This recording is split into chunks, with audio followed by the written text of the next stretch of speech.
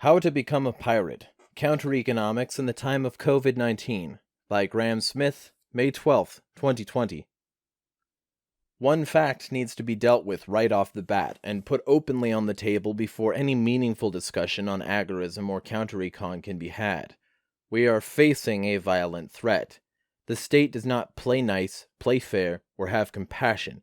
It is brutal and violent in a hallucinated abstraction which comprises virtually innumerable throngs of brainwashed and sociopathic order followers, who stand ready and willing to devour you for the greater good. Only thinking individuals opt out of this cult by their actions can make a real difference in the end. It is because of this abusive nature of the state that mere talk about a Bitcoin revolution, ending the Fed, or ways of leveraging counter-econ to survive and thrive in these times is useless, unless spurring on and proliferating direct action and resolute non-compliance. The ideas of these revolutions and abolitions are critical, to be sure, but they are meaningless without actions, and action demands risk. Very real risk. Spreading the message of liberty is the first part. Nurturing the seeds and edifying understanding the second. Action is the third step and the crown of any usefully acquired and integrated knowledge. Though the risk is real, many believe the price to be well worth the prize. As American essayist and cultural critic H.L. Mencken wrote, "We must be willing to pay a price for freedom, for no price that is ever asked for it is half the cost of doing without it."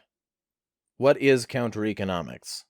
According to Samuel Edward Konkin III, one of the original purveyors of counter-economic ideas and the arguable creator of the terminology itself, counter-economics is simply to live anarchy now by performing any non-violent consensual transaction between adults outside the purview of the state. The counter-economy is the sum of all non-aggressive human action which is forbidden by the state, Konkin clarified in one of his pamphlets on the subject.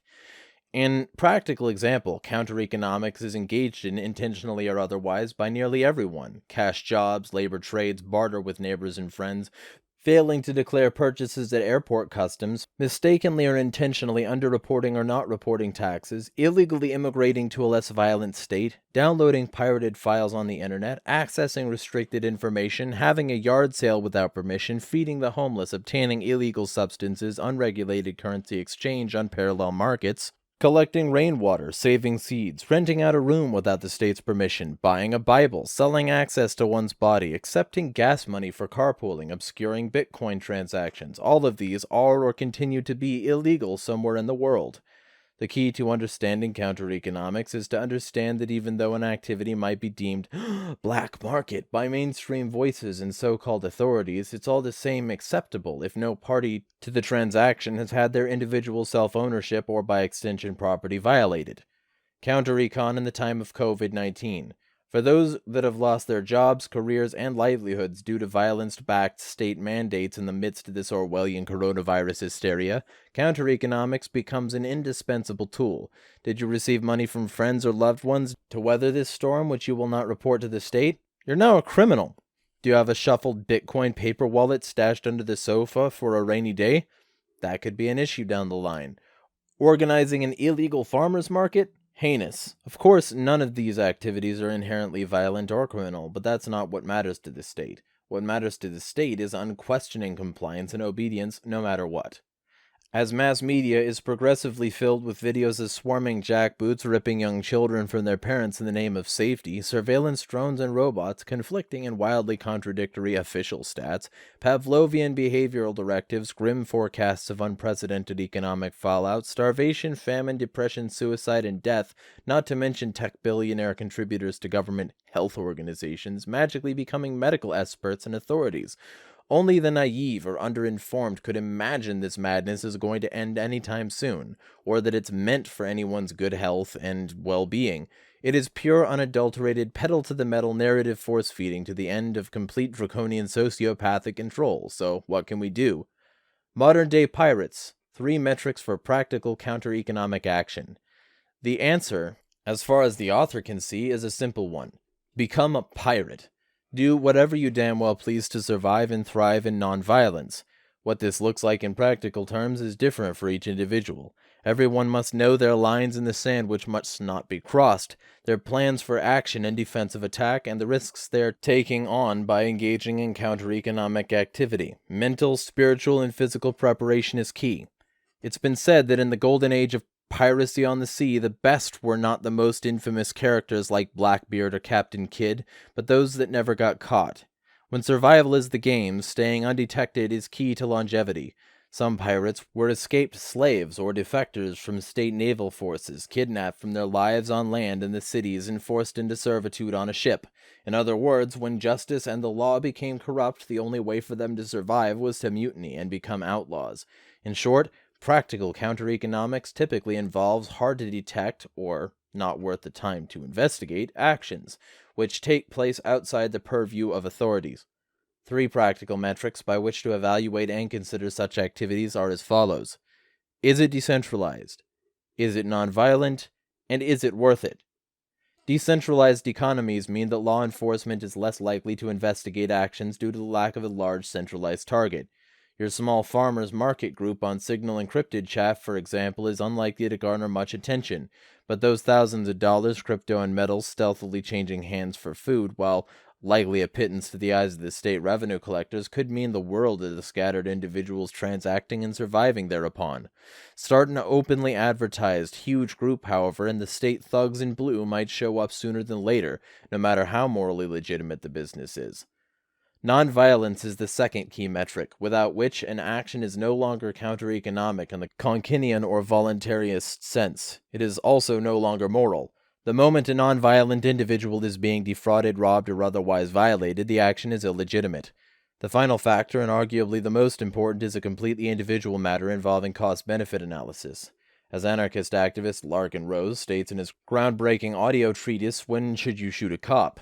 Of course, on a practical level, openly resisting the gang called government is usually very hazardous to one's health. Deciding if, when, and how to participate counter-economics involves the deeply personal and completely individual act of self-awareness, understanding one's own values and meditation on the lines that, if crossed, would justify defensive action and economic disobedience or noncompliance. One man's Silk Road may be another's mild tax evasion. It really doesn't matter. What matters is that action is happening to the fullest extent possible. The bitter pill remains and must be swallowed in the end. If the state is not resisted, tyranny, oppression, and suffering are the only possible outcomes for both the current and future generations. We find ourselves here at the very crux of decision and trade-off in 2020. If counter-economics is living anarchy now, as Konkin maintained, then now is certainly the time. Every transaction, no matter how small or seemingly insignificant that weakens, makes unnecessary, or happens successfully outside of the purview of the state, embarrassing it, is a win, and more importantly, a critical affirmation of the objective reality of individual self-ownership and the inalienable human rights attendant thereto. Final thoughts and real-life efficacy. Remember, we individuals already are the majority, and for those that would shout about agorism and counter-econ being ineffective, remember, it is already effectively practiced right here and now, and has been in the past. SEK3 himself has compellingly detailed the historic inability of Soviet-Russian government to stop black market appliance repair services from operating, eventually trying desperately to license and co-opt them. A June 1990 article from The Atlantic conveys a similar jolting reality. Quote, the Soviet economist Nikolai Shmelev cites survey research showing that 83% of the population buys goods and services in this vast second economy.